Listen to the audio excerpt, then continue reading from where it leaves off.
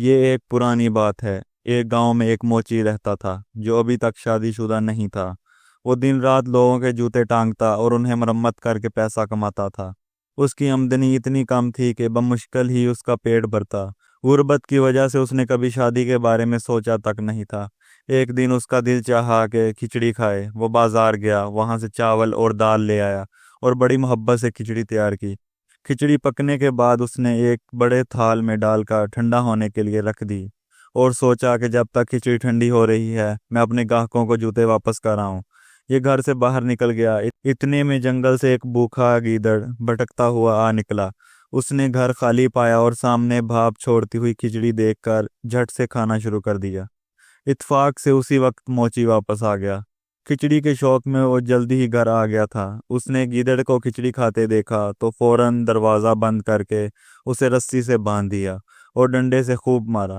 موچی تھوڑی دیر بعد اٹھتا اور ڈنڈے سے گیدڑ کی پٹائی کرتا۔ گیدڑ بے بس تھا، نہ بھاگ سکتا تھا نہ کچھ کہہ سکتا تھا۔ ساری رات اسی طرح گزری۔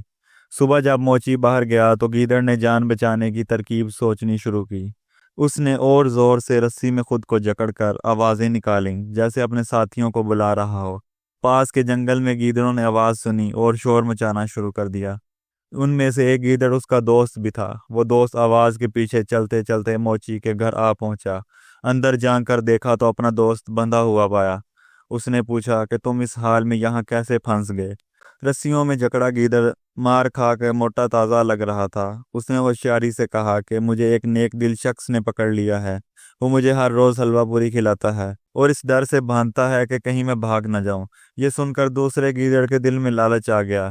بندھے ہوئے گیدڑ نے موقع دے کر کہا کہ اگر تم مجھے آزاد کر دو تو میں تمہیں اپنی جگہ باندھ دیتا ہوں تاکہ تم بھی چند دن مزے لو۔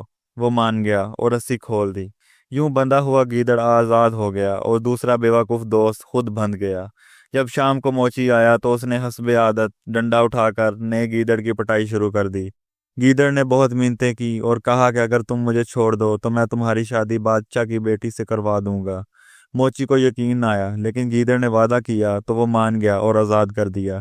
گیدڑ دریا پار کر کے دوسرے ملک کے بادشاہ کے پاس گیا۔ اس نے خود کو ایلچی ظاہر کیا اور کہا کہ ہمسایہ بادشاہ اپنی بیٹی کے لیے رشتہ بھیجتا ہے۔ بادشاہ کی ایک ہی جوان بیٹی تھی اور وہ رشتے کا خواہش مند تھا۔ فوراً راضی ہو گیا اور تاریخ بھی طے کر دی۔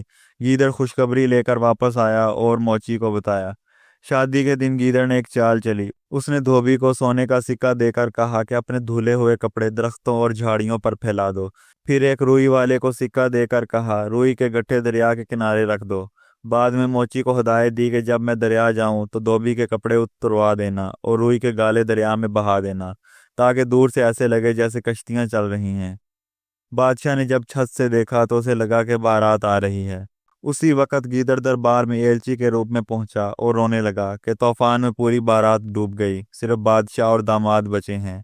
بادشاہ نے جلدی سے سپاہی بھیجے اور موچی کو عزت سے بلوایا۔ پھر شہزادی کا نکاح موچی سے کروا دیا۔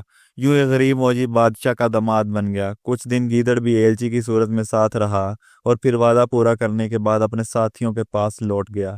پیارے دوستو، امید ہے کہ آپ کو یہ دلچسپ کہانی پسند آئی ہوگی۔